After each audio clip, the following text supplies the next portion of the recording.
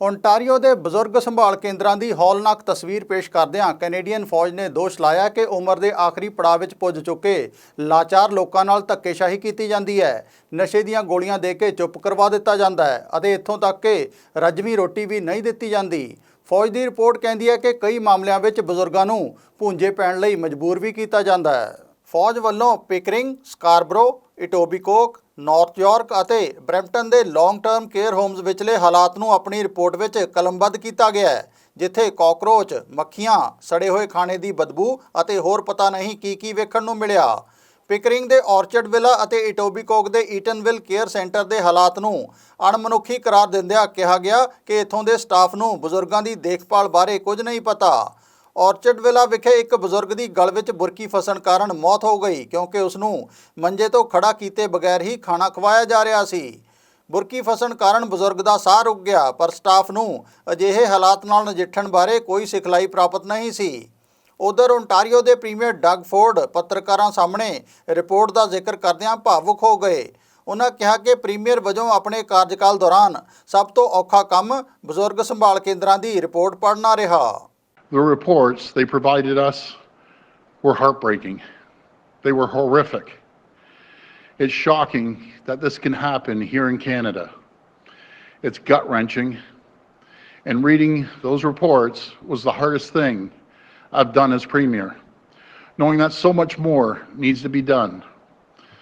But what I am feeling, what we all are feeling, is little in comparison to the hardship that these residents and their families have had to endure. There's nothing worse than feeling helpless when it comes to protecting a loved one. ਪ੍ਰਧਾਨ ਮੰਤਰੀ Justin Trudeau ਨੇ ਫੌਜ ਦੀ report ਵਿਚਲੇ ਤੱਥਾਂ ਨੂੰ ਬੇहद ਅਫਸੋਸਨਾਕ ਕਰਾਰ ਦਿੱਤਾ। ਉਹਨਾਂ ਕਿਹਾ ਕਿ ਰਿਪੋਰਟ ਦਰਸਾਉਂਦੀ ਹੈ ਕਿ ਬਜ਼ੁਰਗਾਂ ਦੀ ਸੰਭਾਲ ਵੱਲ ਵਧੇਰੇ ਧਿਆਨ ਕੇਂਦਰਿਤ ਕਰਨ ਦੀ ਜ਼ਰੂਰਤ ਹੈ, ਜਿਨ੍ਹਾਂ ਨੇ ਇਸ ਮੁਲਕ ਨੂੰ ਤਰੱਕੀ ਦੇ ਰਾਹ ਤੇ ਤੋਰਨ ਵਿੱਚ ਆਪਣੀ ਜ਼ਿੰਦਗੀ ਲੇਖੇ ਲਾ ਦਿੱਤੀ। In both Ontario and Quebec, and we will be following up.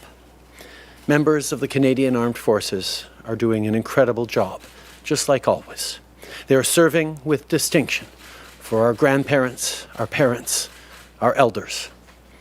In Ontario, they've made some extremely troubling observations about several long-term care facilities in which they've been serving, and we have shared this information with the provincial government.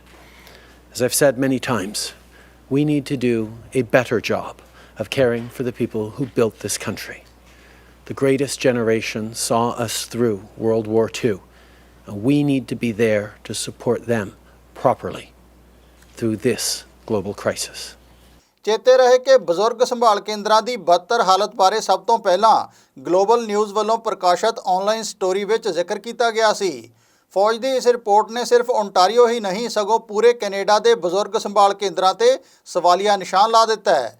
Canada ਦੇ ਰੱਖਿਆ ਵਿਭਾਗ ਨੇ ਇਹ ਕਹਿੰਦਿਆਂ report ਬਾਰੇ ਕੋਈ ਵੀ ਟਿੱਪਣੀ ਕਰਨ ਤੋਂ ਨਾ ਕਰ ਦਿੱਤੀ ਕਿ ਲੌਂਗ ਟਰਮ ਕੇਅਰ ਹੋਮਸ ਦੀ ਜ਼ਿੰਮੇਵਾਰੀ ਓਂਟਾਰੀਓ ਸਰਕਾਰ ਦੀ ਬਣਦੀ ਹੈ। ਦੱਸ ਦਈਏ ਕਿ ਓਂਟਾਰੀਓ ਦੇ ਕਈ ਬਜ਼ੁਰਗ ਸੰਭਾਲ ਕੇਂਦਰਾਂ ਵਿੱਚ ਕੋਰੋਨਾ ਵਾਇਰਸ ਫੈਲਣ ਮਗਰੋਂ ਹਾਲਾਤ ਬੇਕਾਬੂ ਹੁੰਦੇ ਵੇਖ ਇਹਨਾਂ ਦਾ ਪ੍ਰਬੰਧ ਫੌਜ ਦੇ ਹੱਥਾਂ ਵਿੱਚ ਦਿੱਤਾ ਗਿਆ ਸੀ। Bureau report ਹਮਦਰ TV. ਕਾਲੇ ਜਾਦੂ ਦੇ ਮਾਹਰ ਬਾਬਾ ਖਾਨ ਬੰਗਾਲੀ ਜੀ ਜੋ ਕਰਨਗੇ ਤੁਹਾਡੀ ਹਰ ਸਮੱਸਿਆ ਦਾ ਸਮਾਧਾਨ। ਸਮੱਸਿਆ ਕੋਈ ਵੀ ਹੋਵੇ, ਘਰ ਬੈਠੇ ਸਿਰਫ 21 ਮਿੰਟਾਂ ਵਿੱਚ ਕਰਵਾਓ ਆਪਣੀ ਸਮੱਸਿਆ ਦਾ ਹੱਲ। ਨੰਬਰ ਹੈ 9858 00700 9859 00786।